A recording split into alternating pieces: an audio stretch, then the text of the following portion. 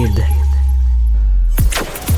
Cher public, nous vous invitons à prendre place confortablement et à fermer la sonnerie de votre téléphone cellulaire. En cas d'incident, veuillez repérer les sorties de secours les plus près de vous. Bon divertissement. 1, 2, 1, 2. OK, c'est bon, on peut y aller. Sophie Durocher.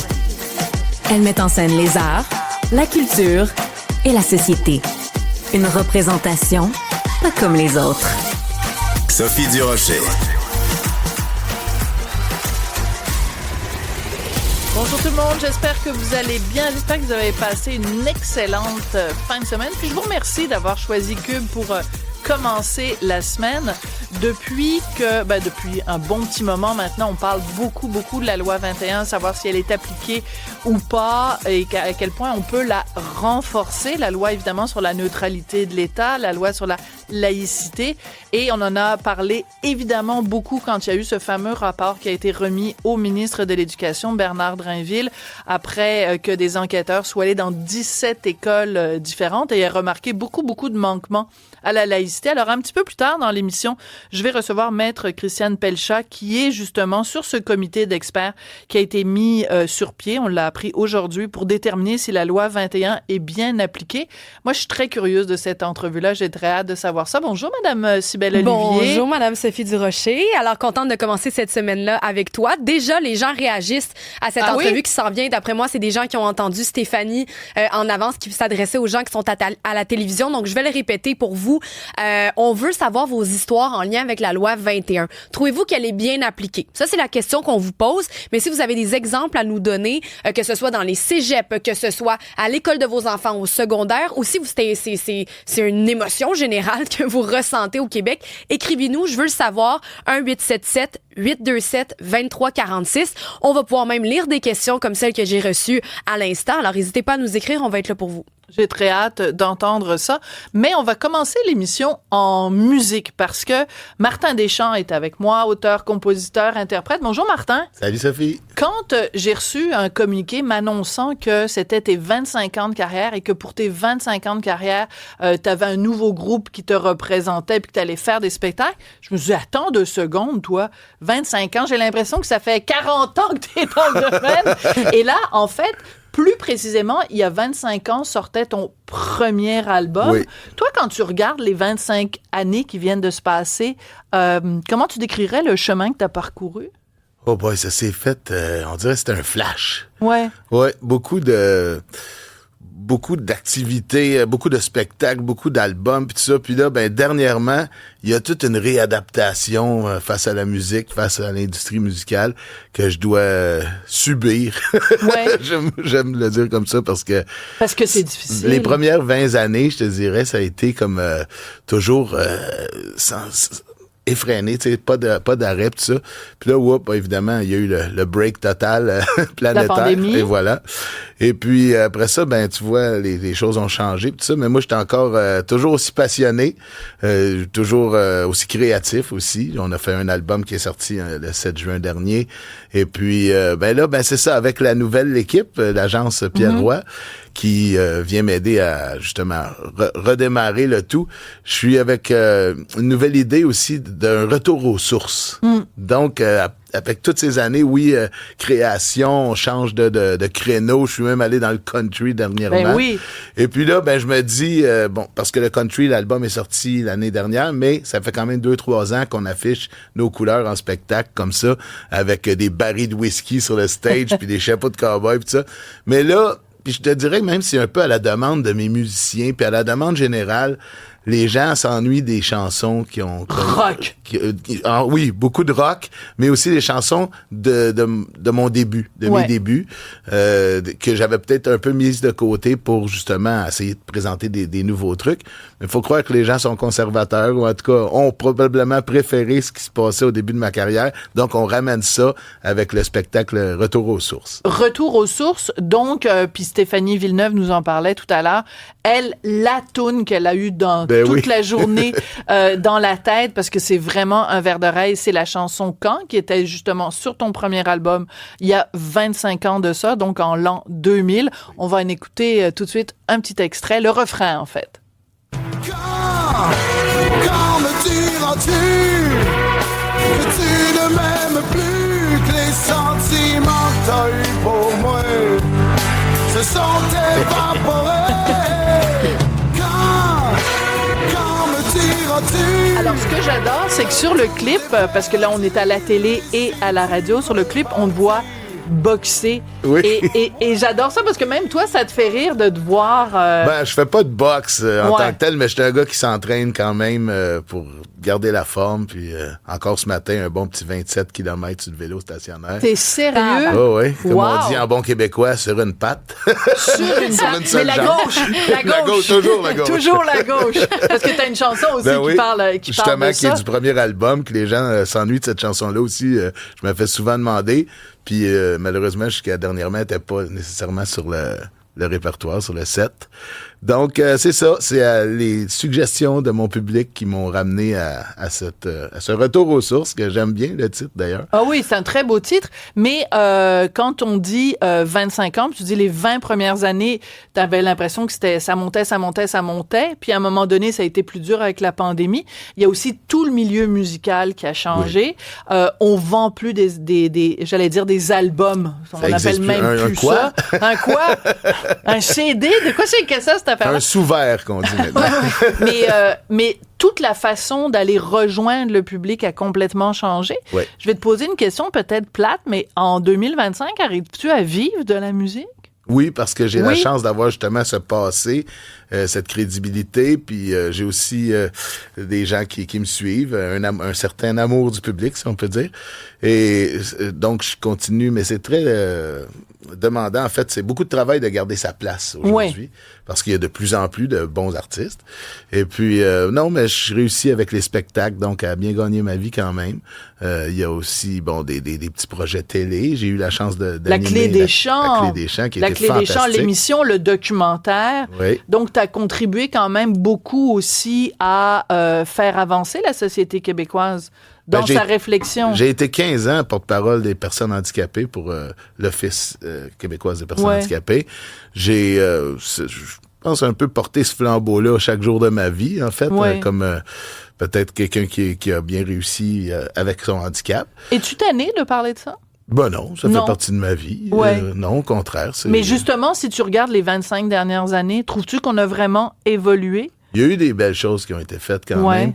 Je dirais que, il y a premièrement beaucoup de personnes handicapées qui ont pris leur place. Ça c'est le fun. Il y a une série télé Amis qui est absolument, qui est fabuleuse. Oui, quand même. Avec un humour un peu particulier. Quand tu es une personne handicapée, tu analyses cet humour-là d'une façon un peu différente, je dirais. Ah oui? Oui. Il y a des choses qui... Ça vient te heurter des fois? Pas sans me heurter, c'est difficile à heurter, mais j'aurais peut-être pas dit ça comme ça des fois.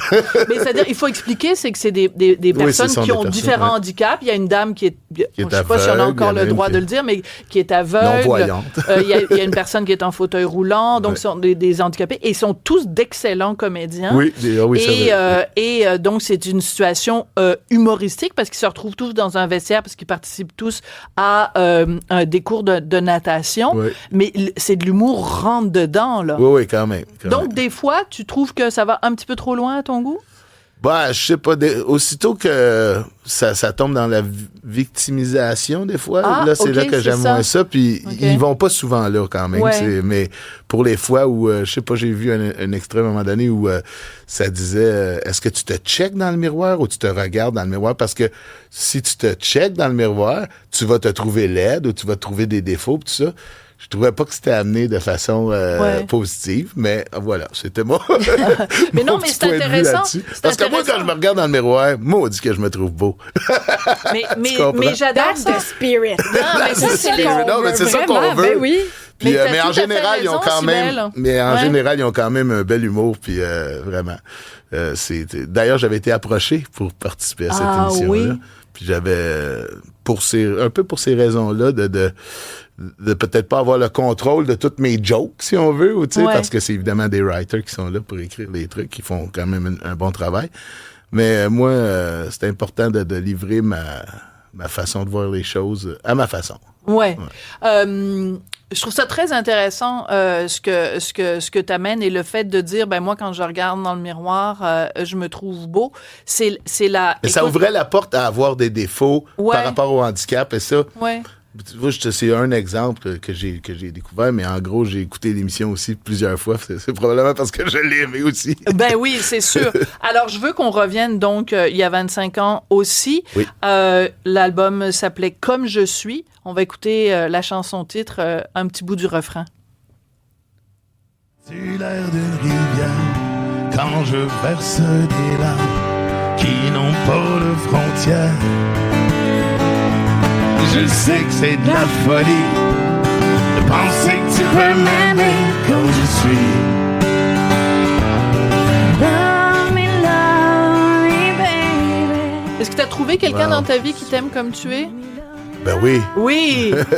Ça fait 25 ans, ça aussi. Ben là. Ouais, ma femme Catherine. Puis en fait, je donne elle parce que c'est ma femme, c'est ma précieuse, mais en fait, il y a plein de gens qui acceptent mon sort, puis j'ai plein d'amis, j'ai plein qui reviennent jamais sur ce sujet-là, parce que ça fait partie de nos belles relations, tout le monde, tu sais. Absolument. Ouais, Est-ce que dans ces amis-là, tu comptes Éric Lapointe? Parce que la dernière fois que je t'ai vu, Ben Martin, c'était quand Éric faisait son spectacle, justement, parce que lui ressortait l'album qu'il avait fait il y a 30 ans. Oui, Obsession. Et écoute, t'étais debout, tu chantais, tu connais toutes les chansons par cœur, évidemment. Sérieusement, quand je vais voir un show d'Éric Lapointe, je suis jamais déçu. C'est toujours un show fantastique. Ces musiciens aussi sont tous mes copains. Donc, c'est vraiment... Puis après le show, ben là, spécialement cette soirée-là, on n'a pas pu se rencontrer après. Mais sinon, c'est toujours... la suite est une belle rencontre et puis tout ça. Ouais. Comment tu penses, parce que là, il est vraiment en train de faire un retour, Éric, dans l'œil du public. Il a été en direct de l'univers. Là, il donne des entrevues, pas juste, tu sais, il est interviewé à Radio-Canada. Tu sais, vraiment, il revient. Comment tu le vois, toi, le retour d'Éric? Ben, moi, je vois ça de façon très positive, dans le sens que le gars, c'est un professionnel, c'est un gars qui livre des spectacles fantastiques, puis c'est un Québécois qui représente quand même la culture québécoise à grande échelle, tu sais, il a fait le tour du monde quand même avec ses spectacles. À partir des Stones. Ben oui, tout ça. Ouais. Et puis, ben, il y a des trucs qui arrivent dans la vie qui sont là, qui arrivent. Moi aussi, j'ai vécu des trucs disons, moins le fun, puis tout ça, mais dans la vie, lui, il a eu le cran de continuer, puis de rester accroché à son public, à ces gens qui l'aiment, justement. Puis, je pense qu'il a payé son dû, comme on dit, puis il est rendu là dans sa vie. La bonne nouvelle, c'est qu'il a pas perdu son talent, puis il a pas perdu sa fougue. Puis ça, ben, les gens en auront toujours de besoin, tu sais. Absolument. Quand tu es arrivé évidemment avec tes béquilles. Et il y a un super beau signe de paix. Je vois qu'il y a un signe de paix ici aussi autour de ton cou. C'est important pour moi. Et tu vois, on cadrait l'émission. Puis là, on se disait, bon, ben là, on va faire attention, on va cadrer, puis on verra pas les... Là, j'ai dit, ben non, on va voir les béquilles, ça fait partie... De mon quotidien. Ça fait partie de ton quotidien. Et de normaliser aussi l'ensemble de ce que tu es.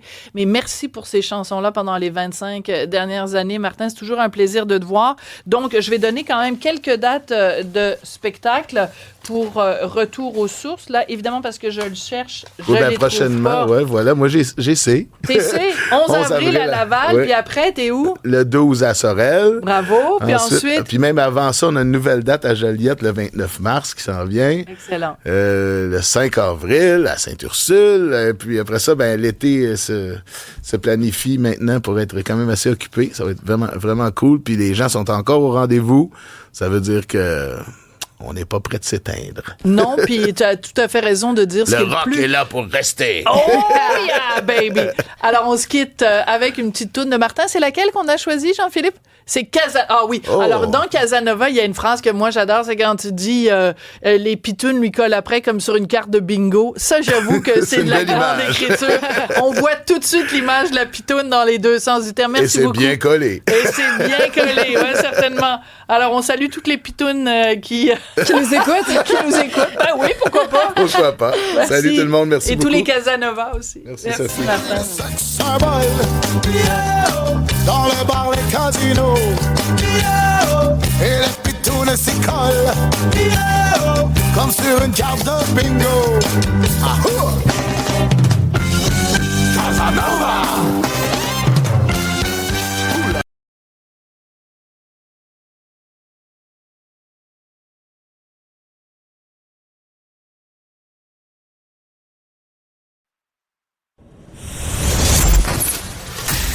Sophie Durocher. Un savoureux mélange artistique de culture et d'information. Ah, c'est très drôle. Il y a Isabelle qui me racontait qu'il y a des gens qui nous écoutent et qui nous ont écrit pour nous reparler de la fameuse entrevue de vendredi. On va y revenir dans quelques instants sur la fameuse carte de Montréal. Ben oui, c'est JC qui nous dit bonne journée de la femme en retard à vous deux, surtout encore plus après la scène de vendredi. Il nous rappelle la blague qu'on avait déjà fait en disant je veux juste vous rappeler que le titre est vraiment de l'émission est vraiment à la prochaine chicane, parce que finalement, bon, ouais, c'est un peu ça qui arrive souvent. Des fois, il y a des chicanes à l'émission. Des fois, il y a des chicanes par personne interposée. Tu sais, quand t'as Luc Poirier qui répond à Louis Morissette. Toi, t'es l'intermédiaire. Des fois, moi, je suis juste assise entre les deux. Puis des fois, c'est pas de la chicane pantoute et ce sont des entrevues de fond, comme notre prochaine entrevue. Mm-hmm. On va parler de la loi 21. Pourquoi? Parce qu'aujourd'hui même, le ministre responsable de la laïcité, Jean-François Roberge, a fait l'annonce qui mettait sur pied un comité. En fait, il y a 2 personnes dans ce comité pour s'assurer que la loi 21, donc sur la laïcité, la neutralité de l'État, qu'elle est bien appliquée. Dans ce comité, il y a Guillaume Rousseau, qui est professeur de droit à l'Université de Sherbrooke, et Maître Christiane Pelchat. Elle est avocate, une ancienne députée libérale, et elle a été aussi pendant plusieurs années une présidente, et je dois dire une excellente présidente du Conseil du statut de la femme. Madame Pelchat, bonjour. Bonjour.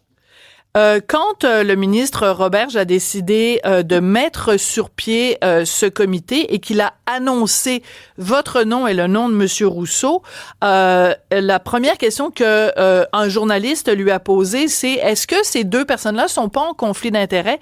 Parce que et vous et Monsieur Rousseau, vous avez fait des représentations devant les tribunaux pour défendre la loi 21. Alors qu'est-ce que vous répondez, vous, Madame Pelchat, parce que vous avez défendu la loi 21 pour l'organisme pour le droit des femmes. Êtes-vous en conflit d'intérêts? Non, il n'y a pas de conflit d'intérêts. Encore faut-il, vous savez, les avocats, on a plusieurs clients. Moi, je représente PDF Québec à la Cour et prochainement à la Cour suprême. Mais je ne suis pas membre de PDF Québec, je ne suis pas membre du conseil d'administration, je ne suis pas... donc, c'est un client parmi d'autres. J'ai un client parmi d'autres. Voilà, exactement. Sauf que, je précise, il y a un journaliste ce matin qui m'a posé la question, oui, mais vous êtes en faveur de la loi. Ben, oui, je suis en faveur de la loi. Je suis allée témoigner en commission parlementaire et tout ça. Mais, justement, le ministre veut faire le bilan de l'application de la loi. Il veut pas la remettre en question. Il veut faire le bilan après 5 ans et demi. Ça va faire 6 ans bientôt que la loi est en vigueur. Comment est-elle appliquée? Comment la loi sur les éléments raisonnables qui l'accompagnent est-elle appliquée? Alors, c'est certain. Et éventuellement, peut-on renforcer la laïcité de l'État? Et comment faire? Alors, c'est ça le mandat que l'on a. Oui, on pourrait pas, c'est comme si on nommait un anti-féministe au Conseil de la femme. Je veux dire, le but du comité, c'est de faire le bilan de l'application de la loi et comment renforcer et comment mieux l'appliquer peut-être même. Absolument.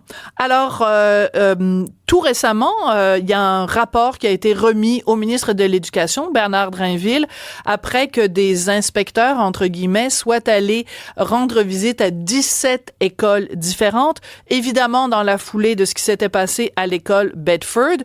Et le rapport, moi, je n'arrête pas de dire que tous les Québécois devraient lire ce rapport-là parce qu'on y lit des choses extrêmement inquiétantes sur des bris à la laïcité dans différentes écoles au Québec. Quand vous avez lu ce rapport-là, Madame Pelchat, Maître Pelchat, qu'est-ce qui vous a le plus choqué? Choqué, je vous dirais, c'est l'ignorance de la loi dans un premier temps. Et je ne sais pas juste dans ces écoles, l'ignorance de la loi, l'ignorance, comment faire appliquer la loi et comment faire appliquer... en fait, généralement, c'est le manque de connaissance de la loi, le manque de connaissance de ce que c'est la laïcité de l'État. Autant pour les employés de l'État, mais aussi pour les usagères et les usagers. Alors ça, je pense que c'est ce qui me choque le plus, c'est l'ignorance de la loi. parce que ce qui est quand même surprenant, on va aller tout de suite à une question. Cybèle, tu avais un commentaire de gens qui nous écoutent? Oui, bonjour. C'est que en fait, par rapport à ce que vous dites, l'ignorance par rapport à la loi, le manque de connaissances parfois, puis je veux vous entendre réagir là-dessus, c'est Kelly qui nous écrit: moi, personnellement, je considère que tous les signes religieux devraient être bannis tant du travail que même de l'espace public. La religion et la spiritualité, ça se vit dans sa tête. Mais là, on extrapole ça au lieu public. Est-ce que des fois, ça peut faire partie d'une méconnaissance de ce qu'on a de la loi 21 ou c'est plutôt que c'est les gens qui veulent juste l'étirer à plus de contexte? Mais il y a, parce qu'il ne faut pas oublier que le principe de la loi 21, c'est la laïcité de l'État. Donc, l'obligation de laïque, c'est le gouvernement de l'État qui doit assumer ces obligations-là. Dans l'espace public, lorsqu'on est dans un endroit public, c'est-à-dire de l'État, une municipalité, et il y a aussi une responsabilité de l'État à ce moment-là. Mais il faut faire attention parce qu'il y a des choses qui vont de soi, il y a des choses qui peuvent se faire avec des permis. Bon, certains problèmes se sont pointés parce qu'il n'y avait pas de permis, puis on fait les choses un peu à la va comme je te pousse. Tandis que, tandis que quand c'est l'espace public, il faut définir qu'est-ce qu'on entend par espace public, c'est régi par qui, est-ce qu'il y a des permis, est-ce qu'il y a des permissions, etc., etc. Mais comme par exemple les prières de rue, il y a beaucoup de gens au Québec que ça choque de voir des prières de rue. Donc ça, c'est pas le genre de choses sur lesquelles vous allez vous poser ou ça fait partie des questions que vous allez observer? Non, vous avez raison. C'est une chose sur laquelle on va se pencher parce que c'est déjà devant nous. Alors, c'est une chose qu'on va analyser. Je ne veux pas résumer de la conclusion, mais effectivement, c'est des choses comme pas présumer, mais étudier, comme vous faites référence au rapport des 17 écoles et à Bedford, les signes religieux, ou encore, c'est pas tellement les signes religieux, mais des pratiques religieuses en classe ou devant des élèves, ben ça, je sais pas si on peut parler d'une ignorance de la loi, c'est un exemple d'ignorance de la loi. Quand on est représentant de l'État, ben on évite de faire des prières devant des élèves ou de faire d'évolution religieuse. Alors, il y a beaucoup d'ignorance. Alors, c'est quand même assez surprenant parce que normalement, c'est un bon vieux principe en droit. Nul n'est censé ignorer la loi. Quand on roule sur une autoroute puis que la limite de kilomètres, c'est 100 km/h, on peut pas dire au policier qui vient nous arrêter, je le savais pas que la limite c'était 100 km/h. De la même façon, quand on lit le rapport qui a été remis au ministre Drainville, il y a l'exemple d'une dame qui est engagée, qui porte le voile et on lui dit, vous savez que à cause de la laïcité, vous n'avez pas le droit de porter le voile à l'école. Elle dit oui, je le sais. Elle arrive à l'école et elle porte quand même le voile. Donc, est-ce que c'est de l'ignorance des gens qui ne connaissent pas la loi ou c'est des gens qui connaissent très bien la loi, mais qui décident sciemment de bafouer la loi, pour ne pas dire la violer? Écoutez, moi, j'hésiterais avant d'aller aussi loin parce que c'est une personne sur les 17 écoles là, qui est soulignée dans ce rapport-là, donc c'est pas une majorité. Et deuxièmement, il y a des gens qui sont responsables de faire appliquer les articles 6 et 8 de la loi sur la laïcité. Où est-ce qu'ils étaient ces personnes-là? Aussi, voilà. Elles ont une responsabilité de ce côté-là. Alors, c'est certain qu'on va voir, mais quelle est l'ampleur de ces... on va découvrir aussi, on va demander, parce que comme vous savez, autant pour la loi sur les accommodements raisonnables, il y a des répondants spécifiques, mais pour les articles 6 et 8, la loi sur la laïcité prévoit qu'une personne est nommée pour faire respecter les signes religieux dans les cas qui sont visés par la loi 21. Donc, on va demander comment ça s'est passé, comment la loi est appliquée, est-ce qu'il y a eu des résistances, est-ce qu'on a eu des gens dont on a été obligé, avec qui on a, puis on n'y reviendra pas, mais avec qui on a été obligé de sévir, etc. Ça va faire partie de notre travail, exactement. D'accord. Vous allez poser des questions. Par contre, moi, ce que je veux savoir aussi, c'est que quand on lit le fameux rapport dans les 17 écoles, on se rend compte qu'il y a beaucoup de directions d'écoles qui, placées devant des situations délicates, préfèrent ne pas agir pour deux raisons. Premièrement, ils veulent pas se faire accuser d'être anti-religieux pour ne pas dire islamophobes, et ils ont peur d'être associés à l'extrême droite. C'est vraiment, c'est écrit dans le rapport. Donc, est-ce qu'il n'y a pas une façon de renforcer la loi 21 en disant aux gens dans la population et dans les gens en position de décision, arrêtez d'avoir peur. Vous ne faites qu'appliquer la loi. Arrêtez d'avoir peur des étiquettes. Absolument. Et surtout les personnes en autorité sont responsables de l'application de la loi. Alors, il ne faut pas avoir peur.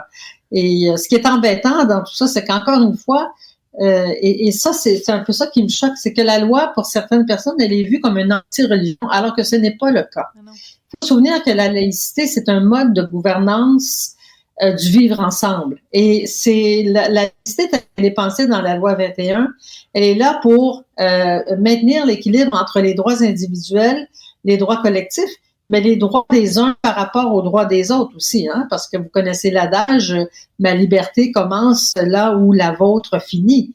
Donc, c'est ça, la laïcité en soi, d'abord, c'est la loi du peuple, et ça doit avoir préséance sur la loi de Dieu, puisque nous sommes dans une démocratie, nous ne sommes pas dans un pays, on n'a pas fait de choix de religion comme religion d'État.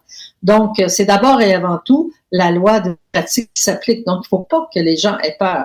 Mais, comme vous dites, les gens ne peuvent pas être traités d'anti-religieux ou de droite, d'extrême droite, donc ils hésitent, mais ils doivent pas hésiter. C'est leur responsabilité de faire appliquer une loi qui protège le pluralisme et les droits individuels, mais de toutes les personnes, là, pas seulement d'une frange. Et ça protège aussi les droits des athées ou des gens qui ne pratiquent aucune religion. Parce que quand on le voit, quand il y a des congés, des vendredis ou des fêtes religieuses, puis que la moitié de l'école, il y a plus personne. Vas-y, Cybèle, il y avait des questions. Oui, quelqu'un qui nous demande par rapport au personnel en autorité, la question de l'autorité à l'école qui va au-delà du personnel scolaire, que ça peut être des gens comme des éducatrices en service de garde, qui n'étaient pas assujettis à la loi. Est-ce qu'elles devraient l'être? Parce que c'est quand même des gens qui sont près de nos enfants, qui sont finalement dans une certaine position d'autorité. Vous, qu'est-ce que vous en pensez, Mme Pelchat? J'ai pas d'a priori, mais c'est des choses qu'on va regarder parce que c'est des questions qui ont été soulevées plusieurs fois. Et comme je le disais ce matin, le secrétariat de la laïcité reçoit beaucoup de questions et de demandes d'informations. Et effectivement, on va se pencher sur cette question-là, c'est certain. Christiane Pelchat, en effet, vous faites bien d'être très prudente parce que vous commencez à siéger, le comité commence à siéger, donc on peut pas présumer à l'avance de ce que vous allez découvrir. Mais je peux vous dire une chose, c'est que les yeux de tous les Québécois sont tournés vers vous et Maître Guillaume Rousseau parce qu'on sent, on entend dire, on lit les rapports, on sent qu'il y a une mouvance en ce moment qui est extrêmement inquiétante et les yeux sont tournés vers vous et nos oreilles aussi, parce qu'on a très hâte de savoir quelle est l'ampleur du mouvement. Qu'il y a un mouvement, c'est indéniable, mais ce qu'on va découvrir, c'est l'ampleur de ce mouvement-là et comment on peut le contrecarrer. Donc, on est très intéressés. Votre rapport va être remis au mois d'août au ministre Roberge. Merci beaucoup, Maître Christiane Pelchat. C'est un plaisir, Madame de Rocher.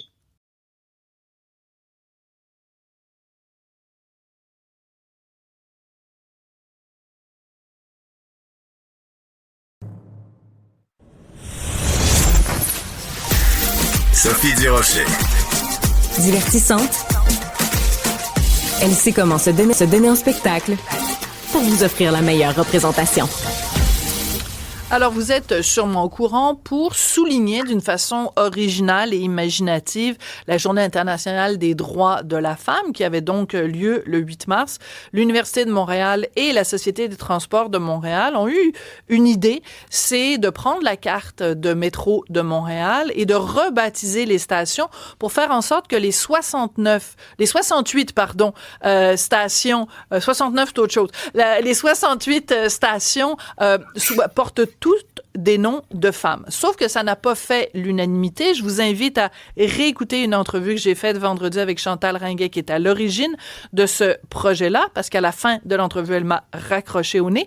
Mais sur les médias sociaux, moi, partout, Facebook, LinkedIn, Twitter, mais partout, j'ai vu des discussions des hommes, des femmes qui disaient, voyons comment ça se fait que Pauline Marois est pas là, comment ça se fait que Jeannette Bertrand est pas là.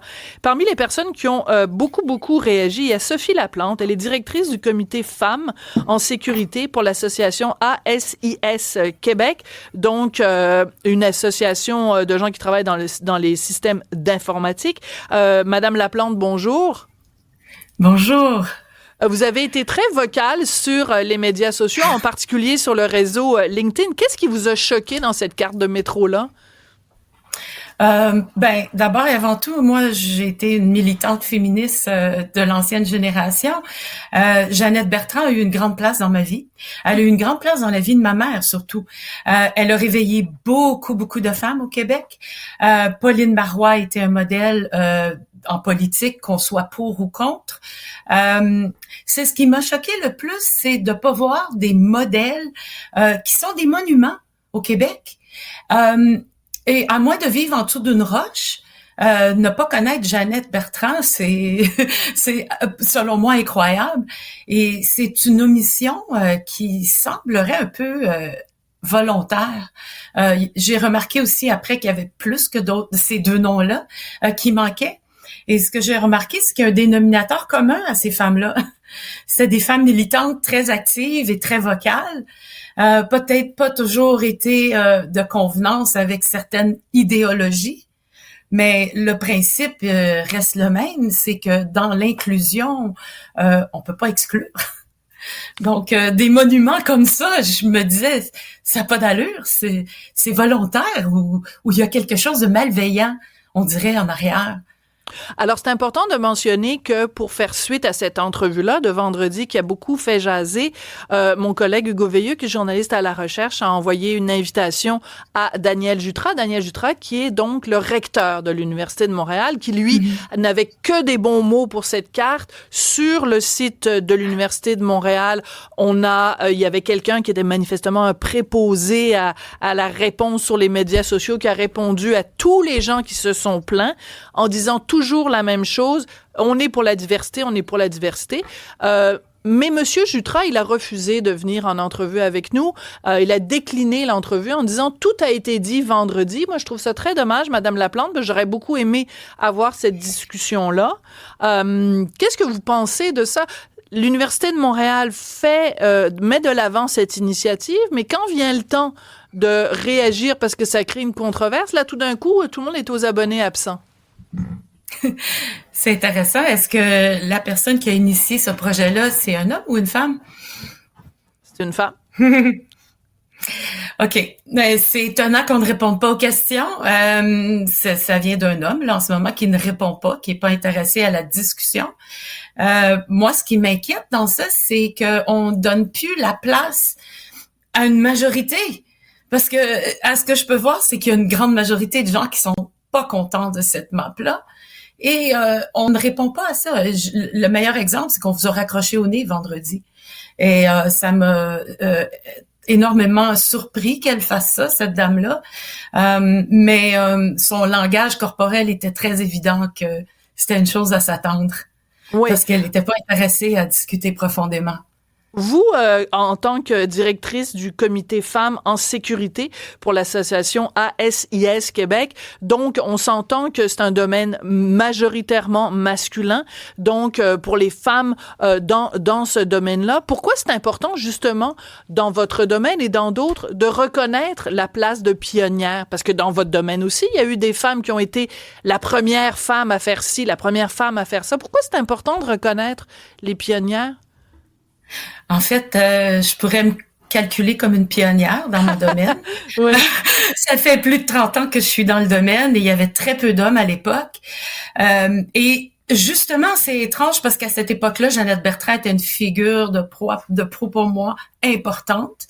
Et je trouve que de pas reconnaître des gens basés sur une certaine...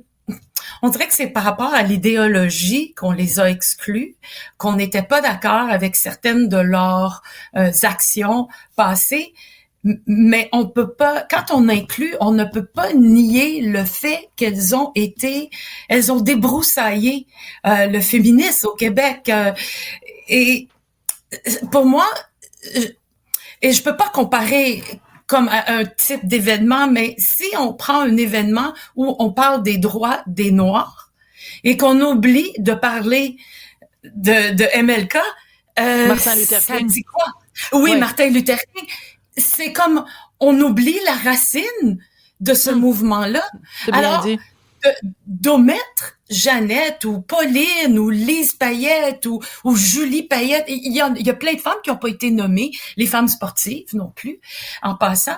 C'est comme de couper la racine. Et là, j'ai l'impression qu'on perd nos racines. C'est pas la première fois que j'ai l'impression qu'on reçoit une gifle comme femme au Québec. Alors, moi, je trouve qu'il faut qu'on ait le droit de parole à ce sujet-là. Et ce n'est pas contre le mouvement. Ça n'a rien à voir. C'est normal d'être en désaccord, parfois, mais il faut être capable de discuter. Les opinions doivent se discuter. Alors ça, c'est très amusant que vous ameniez ce point-là parce que moi, sur ma page Facebook, j'ai partagé donc la fameuse entrevue avec Madame Ringuet, Cybèle, écoute ça. Oui. Et là, il y a plein de gens qui commentaient, tu sais. Puis à un moment donné, il y a Michel Robida. Michel Robida, on le connaît, c'est un designer de mode. Tu sais, il a fait des robes pour Julie Snyder puis pour plein de monde à la télévision puis tout. Fait que là, il m'écrit, Michel Robida, puis là, il me dit « Ah, c'est tellement plate de voir des femmes se chicaner le jour de la Journée internationale de la femme, puis avec des amis comme vous, on n'a pas besoin d'ennemis.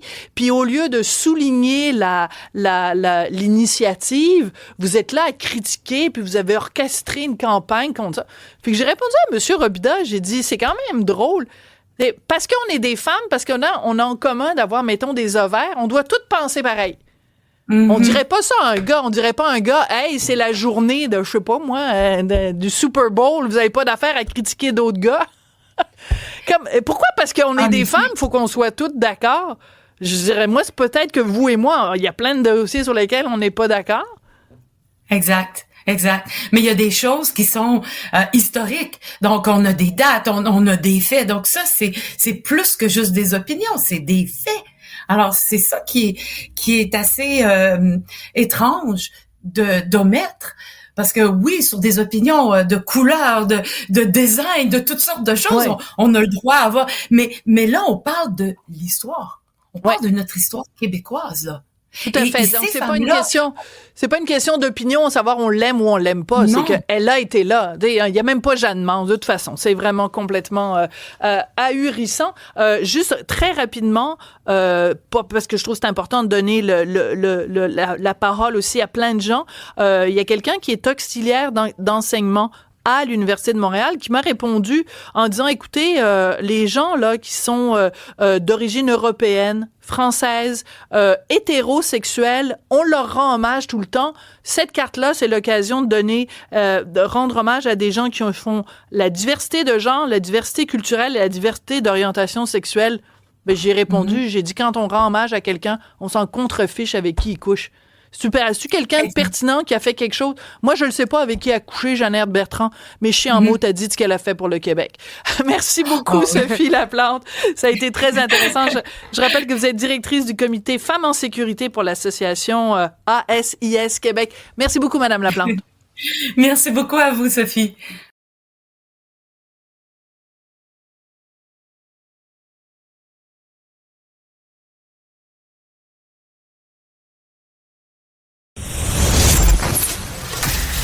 Sophie Durocher. Un savoureux mélange artistique de culture et d'information. Isabelle Huot. Pour vivre plus longtemps, pour vivre mieux. En même temps, on se fait du bien. Ça n'a pas besoin d'être compliqué. Ça peut faire toute la différence. Mon Dieu, quel c'est beau! C'est bien cute! C'est donc bien beau. Nos collègues nous font des petites surprises comme ça, de façon un petit peu subrepticement, sans nous prévenir. Quel beau petit... un petit thème d'ouverture. Ben, heureusement que tu es là quand je cherche mes mots, Cybèle Olivier. Ben, mon Dieu, c'est une belle surprise. Merci. Ça, c'est probablement Jean-Philippe. Merci. C'est Jean-Philippe? C'est Jean-Philippe qui l'a fait jouer, mais je suis pas sûre que c'est lui qui a fait le montage. C'est peut-être d'autres collègues. T'es toute belle. Qu'est-ce que tu es allée faire du ski? Donc, ça s'est bien passé? Je suis allée faire du ski dans les Alpes. J'ai adoré. je fais peu de sport durant l'année. Honnêtement, je travaille vraiment beaucoup. Mais écoute, ça a super bien été. Aucune courbature. Puis en Europe, ben c'est raclette, tartiflette, fondue au fromage. Ça a été un vrai délice avec des belles conditions de ski. Donc, dans les Trois-Vallées, le plus grand domaine skiable au monde. Wow! Écoute, il me semble voir quelqu'un qui a passé son année à manger du brocoli puis du tofu en suivant les bons conseils d'Isabelle Huot, arrive en Suisse puis la voit manger de la tartiflette avec une bonne bouteille de Gewürztraminer en France, oui. En France, écoute, c'était magique, mais j'ai gardé mon flexitarisme parce que j'ai pas mangé de viande du tout, juste du fromage, des pommes de terre, du pain, c'est parfait. Parfait. Donc, pas de viande des grisons pour toi. Écoute, arrivons-en à notre sujet d'aujourd'hui. Mars, c'est le mois de la nutrition et il y a plein de gens qui prêtent à différents aliments ou différents modes d'alimentation des vertus miraculeuses. Toi puis moi, puis la boîte à bois, puis Cybèle Benoît, on le sait que ça n'existe pas, les miracles. Cybèle Benoît, pourquoi je t'ai appelée Cybèle Benoît? Cybèle Olivier. Ouais, ben j'ai pas. Des fois, tu fais référence au fait que je suis dans l'émission à Benoît. Ben oui, c'est ça. Benoît, il croit pas plus au miracle. Cybèle Benoît qui travaille à l'émission d'Olivier. Ben, me semble, Cybèle, que toi, tu crois au pouvoir des aliments, là, certains aliments miraculeux, là, genre une panacée, non? Ah, ben dans ce sens-là, oui, là, vraiment, là, tu sais, des espèces d'aliments, des super aliments. Ouais. Puis je suis convaincue que l'effet placebo doit prendre une place énorme dans notre alimentation aussi, là. Alors, donc, tu nous as dressé toute une liste d'aliments. Les gens pensent que ça va faire des miracles. Regarde, on n'aura pas le temps de tous les faire. Moi, je suis très intéressée par vinaigre de cidre. On va commencer avec celui-là. Parce qu'il y a même une série en ce moment sur Netflix qui s'appelle Vinaigre de cidre. Oui, tu iras regarder ça. OK. Alors, est-ce que ça fait vraiment des miracles? Est-ce que ça fait vraiment fondre les graisses? Ben, c'est surtout sur la glycémie, l'intérêt du vinaigre de cidre ou de tout vinaigre. D'ailleurs, quand on regarde en Asie, souvent, ben, ça va être du riz avec les sushis, du riz vinaigré. Donc, le fait d'ajouter, quand on a un repas qui est riche en glucides, donc que ce soit du riz, que ce soit un repas à base de pâtes, peu importe, un petit peu de vinaigre au cours du repas ou avant, ça peut aider à prévenir le pic de glycémie qui survient après l'ingestion d'une bonne quantité de glucides. Mais donc de le il y a quand même un intérêt, oui, de le boire ou de l'ajouter dans du riz, ou il y en a qui vont prendre une cuillère à soupe de vinaigre de cidre de pomme, ça peut être un autre type de vinaigre. Sur la perte de poids, par contre, les études sont controversées. Il pourrait avoir un léger impact favorable. On parle de 2 livres sur 12 semaines, donc ça peut être très bien d'autres comportements qui ont été changés durant ces 3 mois-là. Mais il y a un petit intérêt sur le vinaigre de cidre, mais là, on dirait que l'industrie en profite. Il y a des jujubes au vinaigre de cidre. Il y a toutes sortes de suppléments à base de gélules, toutes sortes de suppléments à base de vinaigre. Est-ce qu'on a besoin d'aller jusque-là? Je pense qu'on peut modifier d'autres choses avant d'ajouter du vinaigre. Genre, on mange plein de glucides, puis on ajoute du vinaigre, puis on se dit que tout est beau. Je pense qu'on a un effort à faire, là. Ouais. Alors, l'autre truc qui, moi, me fascine, parce que je comprends pas l'idée, c'est les motadines de toast à l'avocat. Pourquoi les gens pensent que ça va sauver leur vie? C'est alléluia. Ça. Ouais. Ben, c'est ça. C'est mieux une toast au beurre d'arachide, honnêtement. Ah oui? Puis ça coûte bien moins. Ben oui, pour déjeuner, puis Cybèle, je sais pas si t'es d'accord avec ça, mais tu sais, une toast au beurre d'arachide, c'est super bon. C'est aussi, je parle pas d'un beurre d'arachide transformé avec ça, je suis allergique. Moi, j'ai pas rapport dans la discussion maudite. C'est ça. Moi, je pognais avec l'avocat, là, de mon côté. OK. Non, mais c'est parce que l'avocat, c'est bon, c'est des gras monoinsaturés, mais c'est quand même l'équivalent de 6 cuillerées à thé d'huile. Oui, l'huile d'olive, c'est bon pour la santé. Il y a un peu de fibres. C'est le même type de gras monoinsaturés que dans l'huile d'olive. Mais on n'a pas les fameuses protéines. Et je l'ai dit combien de fois que si le matin, on veut bien démarrer la journée, on essaie d'avoir 15 à 20 grammes de protéines. Donc, du beurre d'arachide, il y a davantage de protéines que l'avocat. Si on prend une toast à l'avocat, pas plus qu'un demi-avocat, parce qu'il y a quand même beaucoup de gras. Puis, on doit ajouter soit du fromage cottage, qui est super tendance aussi, ou encore un œuf. Ça peut être un œuf poché, par exemple. C'est un classique pour aller bonifier la teneur en protéines du petit déjeuner. C'est pas mauvais, l'avocat, mais on le voit partout maintenant sur Instagram, TikTok. Tu sais, c'est ça. Trop, c'est trop, là. C'est pas miraculeux, un avocat, là. Et puis, le kombucha. Moi, je suis folle de kombucha. Ah oui? Ah ouais, tu savais pas? J'ai jamais je savais vu en pas. boire, non. Moi non plus, je savais pas. Ah oui? Moi, Moi non plus, je savais pas. non. Moi non plus. Ben, c'est parce que j'en apporte non. pas au bureau. Parce que, Mystère. mais chez nous, moi, en tout cas, bref, je vous raconterai pas ma vie, mais je vais vous la raconter quand même. Je suis abonnée, donc j'ai un panier tous les mercredis de l'UFA. Et dans chaque panier, il y a des kombucha. Le seul problème que j'ai, c'est que mon fils adore ça, puis il en boit la moitié. Bon. Puis il les finit pas. Fait que mon fils, s'il te plaît, laisse-les au frigo pour que maman puisse les boire. Ah, ben c'est très populaire, mais quand on regarde les études, beaucoup d'études dans des modèles animaux, peu chez l'humain, ça pourrait être favorable à quoi? Au Microbiote! Mon Dieu, il faut que je prenne ma shot de vodka. Shot de kombucha. Ça peut être favorable, pour le microbiote, donc équilibrer la flore intestinale, parce que, bon, c'est une base de bactéries, de levure. Par contre, il y a du sucre. J'ai fait un banc d'essai dans le Journal de Montréal sur les teneurs en sucre du kombucha parce que le sucre, c'est justement, ça fait partie du principe d'action du kombucha, bactéries, levure. Le sucre, ça va fermenter. Mais il y a des kombucha qui apportent quand même 6 cuillerées à thé de sucre par bouteille. On parle d'une bouteille d'autour de 500 millilitres. Ça reste 2 fois moins de sucre qu'une boisson gazeuse, mais il y a quand même du sucre. Fait qu'on dit on veut des bénéfices, mais on se tape 6 cuillerées à thé de sucre alors qu'on devrait pas dépasser 12 cuillerées à thé par jour. Moi, c'est mon gourou dans le sens que ça me donne de l'énergie de façon absolument incroyable. Merci beaucoup, Isabelle. Merci, Cybèle. Elle n'a pas besoin de gourou, elle en est une. Non. On se retrouve demain. Kid.